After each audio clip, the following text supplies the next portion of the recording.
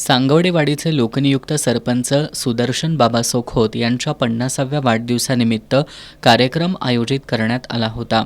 या कार्यक्रमाला आमदार सतेज पाटील आणि माजी आमदार ऋतुराज पाटील यांची प्रमुख उपस्थिती होती. यावेळी केक कापून सुदर्शन खोत यांचा वाढदिवस साजरा करण्यात आला. यानंतर माजी आमदार ऋतुराज पाटील यांच्या हस्ते गावातील संजय गांधी निराधार योजनेतील लाभार्थ्यांना मंजुरी पत्रांचं वाटप करण्यात आलं. सुरुवातीला प्रास्ताविकात नितीन खुडे यांनी सरपंच सुदर्शन खोत यांच्या आजवरच्या कार्याचा आढावा घेतला. आमदार सतेज पाटील यांनी सुदर्शन खोत यांच्या कामाचं कौतुक केलं. काँग्रेसचा विचार सर्वधर्म समभावाचा आहे. महापुरुषांचा विचार आहे.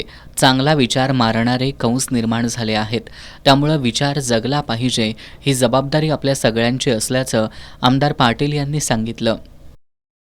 परंतु एक मात्र निश्चित आपण या ठिकाणी ठेवलं पाहिजे की हा विचार काँग्रेसचा विचार, आपला सर्व धर्म समभावाचा विचार, डॉक्टर बाबासाहेब आंबेडकरांचा विचार, छत्रपती शिवाजी महाराजांनी सांगितलं की शेतातल्या एका देटाला सुद्धा धक्का लागता कामा नये असं वागणं आपल्या सैन्याचं असलं पाहिजे.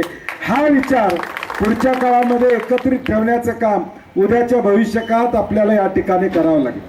जसं कृष्ण जन्मला आणि कंसानं कृष्णाला मारायची भूमिका घेतली, तसं आता या देशामध्ये चांगला विचार मानणारे कंस आता निर्माण झालेले आहेत.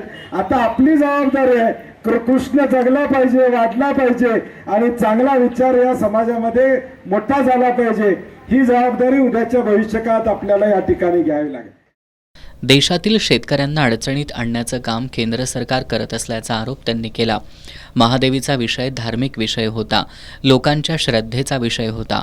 महादेवीसाठी सर्व धर्मीयांनी एकत्र येऊन मोर्चा काढला. त्यामुळे राज्य सरकारनं सर्वोच्च न्यायालयात ठाम भूमिका मांडावी अशी मागणी आमदार पाटील यांनी केली. माजी आमदार ऋतुराज पाटील यांनी सुदर्शन खोत यांच्या रूपानं एक सुसंस्कृत नेतृत्व गावाला लाभल्याचं सांगितलं.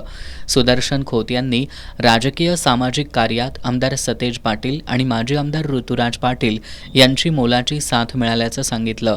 ग्रामस्थ, मित्रपरिवार, कुटुंबियांनी विश्वास टाकला. त्या विश्वासाला पात्र ठरल्याबद्दल समाधान व्यक्त केलं. भविष्यात गावचं नाव मोठं करून दाखवणार असल्याचा विश्वास त्यांनी व्यक्त केला. दरम्यान या वाढदिवसानिमित्त डॉक्टर DY पाटील हॉस्पिटलच्या सहकार्यानं रक्तदान शिबिर, हृदयरोग तपासणी शिबिर, रक्तघटक चाचणी शिबिर घेण्यात आलं. या शिबिराचा शेकडो नागरिकांनी लाभ घेतला. रक्तदान केलेल्या सर्व दात्यांना प्रमाणपत्र देण्यात आलं.